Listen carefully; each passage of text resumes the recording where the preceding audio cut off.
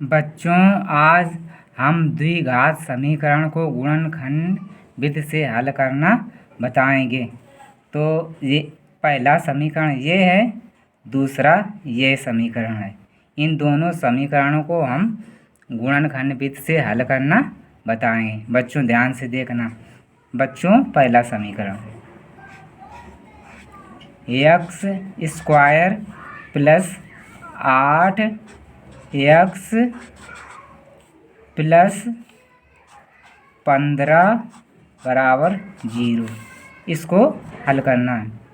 तो सबसे पहले क्या, यहाँ पर जो संख्या है इसके दो गुणन ऐसे करना है, दो ऐसे इस संख्या गुणन करना है कि जोड़ करके 8 आ जाए। हाँ, अब ये भी बात यहाँ ध्यान देने की है कि जोड़कर ही क्यों आए, क्योंकि यहाँ का निशान प्लस है, इसलिए जोड़कर ही 8 लाना है। तो 15 के गुणनखंड करते हैं, 5 3 15।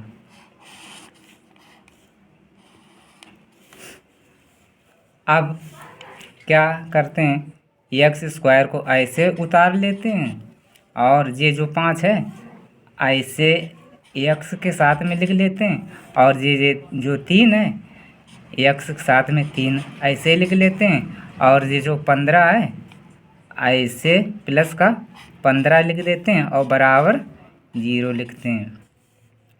अब इतना और इतना, इस पूरे में कॉमन क्या आ रहा है, एक्स आ रहा है, एक्स प्लस 5, और इस पूरे में कॉमन क्या आ रहा है, 3 आ रहा है। तो 3 कॉमन ले लिया, एक्स प्लस 5 बराबर 0। ये कोष्ठ के अंदर जो दिख रहा है ये सेम आना चाहिए। तो जो ये सेम आया है, एक बार ऐसे इसको एक कोष्ठ में लिख लेते हैं और दूसरे कोष्ठ में एक्स जे वाला यहाँ लिखते हैं, और ये प्लस का 3 यहाँ पर लिखते हैं, बराबर 0 किया। अब ये एक्स प्लस 5 ये जो है यहाँ पर ऐसे लिख लिया और इसको 0 को बराबर किया। अब ये प्लस का 5 है तो इस तरफ ले गए 0 की तरफ, तो क्या हो जाएगा, निशान बदल जाएगा। तो प्लस का था तो माइनस को हो गया। अब इसी प्रकार ये वाला ऐसे करके ऐसे बराबर 0 लिखा। अब जे एक्स को यहीं पर बना रहने दिया और इसको इस तरफ ले गए तो निशान बदल जाएगा।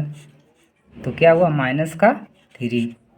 तो बच्चों समीकरण के अब हल आ चुके हैं। क्या है, एक्स बराबर जे माइनस का 5 और जे एक्स बराबर माइनस का 3। ये बच्चों पहला समीकरण हल हो चुका है। अब बच्चों समीकरण ये दूसरा हल करने जा रहे हैं अगले पेज में। बच्चों ध्यान से देखना। एक्स स्क्वायर माइनस 12x और प्लस का 35 बराबर 0। अब बच्चों 35 के ऐसे गुणन करना है कि जोड़ करके माइनस का 12 आए। एक बार बता चुके हैं, पुनः बच्चों फिर बताते हैं कि जोड़ कर ही क्यों आए, घटा करके क्यों नहीं माइनस का 12 आए, क्योंकि यहाँ पर प्लस का है, यहाँ पर प्लस का है, इसलिए जोड़ कर ही लाना है माइनस का 12।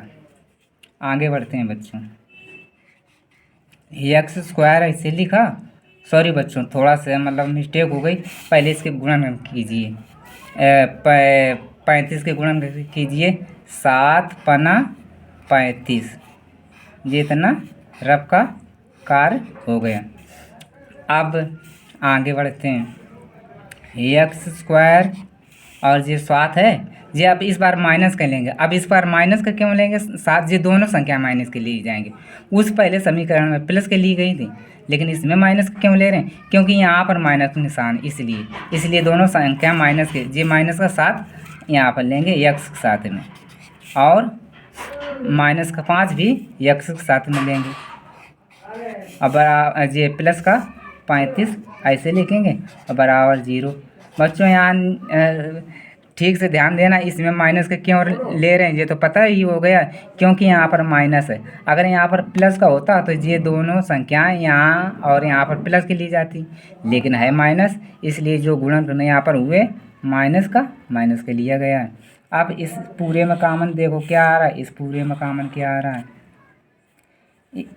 इसमें कॉमन आ रहा है x माइनस 7 बराबर x कॉमन लेने पर x माइनस 7 आया, और इसमें कॉमन क्या आ रहा है माइनस का 5, x माइनस 7 ये आया,